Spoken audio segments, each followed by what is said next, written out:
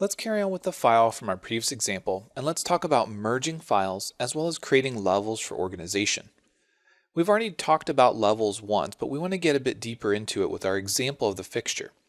But first, let's get started merging another Mastercam file into this one. We're going to be placing a vise that'll hold our fixture, and we want to replicate its geometry by merging it from another file.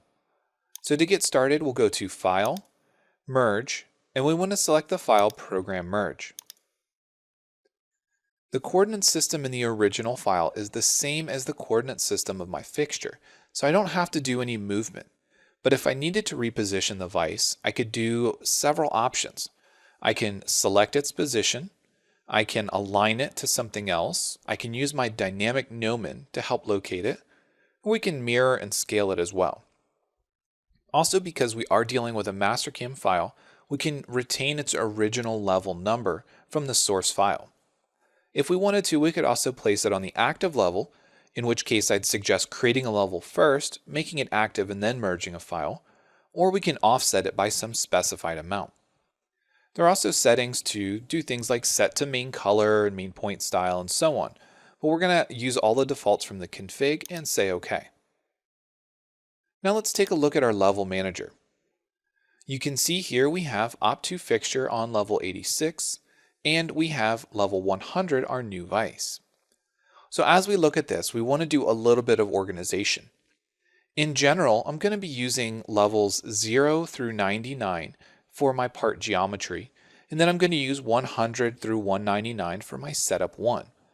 And again, level organization is important in your specific industry. Your company, if they use specific standards for naming conventions, will have that laid out for you. Throughout the courses in Mastercam University, we're going to follow this same scheme. So to get started, I want to renumber my new vise by double-clicking on it and putting it on level 105. I also want to take a look at Op2 fixture. I want to create a new level for this, and we can either edit its level or we can create a new one and move geometry. While the easiest thing here to do is simply renumber it, I want a little bit more practice on creating new levels. So in my Organize section on my Home tab, I want to create a new level, level 10, type in colon, and I'm going to call this Part Geometry. So now I have a new empty level. I want to take my fixture geometry, and I want to move it to that level 10. So again, we can go back to the Home tab, or we can right-click and we can use the Change Level. This allows us to copy it or move it directly. Let's go ahead and copy it. We're going to copy it to the active level and say OK. Now our active level contains one entity, and level 86, the original, contains one entity. Let's hide level 10 so we only see this fixture on the screen, and let's hit Delete. We're going to delete all selected entities. And now you can see level 86 has no entities and level 10 has one. This means if we make 10 visible, the fixture will come back. Now we can select level 86, right click, and we can clear this selected empty level. Now I have level 10 for my part geometry and level 105 for my vise. Create a few more levels. I'm going to create a new level by entering a number down here, and this is going to be level 1, and I'm going to title it Part Wireframe. So now I have a new level, level 1 Part Wireframe. There's no entities on this yet, but it can be used to create new geometry that's going to be placed on my part geometry.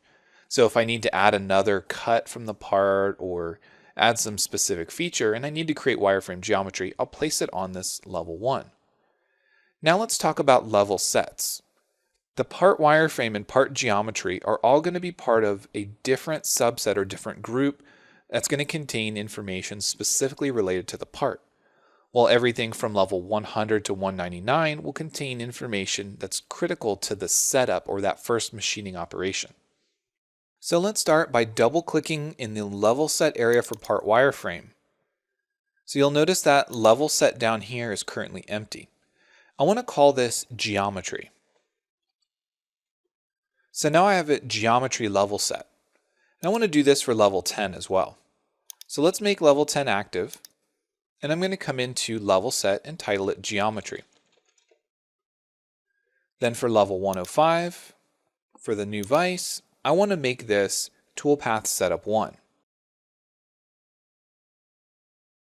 Once we start to create more levels, using level sets to help us organize based on geometry, toolpath setup 1, toolpath setup 2, will help us capture information and contain it a little bit cleaner than it would be just using the level numbers. This is also important if you're not following a specific numbering scheme for your levels.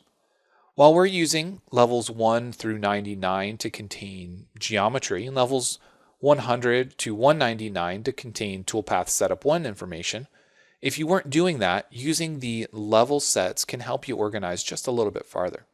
So from here, make sure that you play around with the creation of levels a little bit more. Make sure that you understand some of the options. Now remember that we do have options here for finding levels from geometry that we've talked about, turning all levels on and off, resetting all levels, hiding or showing the level properties, as well as some of the various display options. This allows us to look at only active levels, making sure that active levels are visible. We can contrast the rows again, as mentioned earlier. And we can also do things like ignore blanked entities and counts. Blanked entities are something that we're going to talk about as we get a little bit deeper in when we talk about hiding and unhiding and different ways that we can change a display on the screen.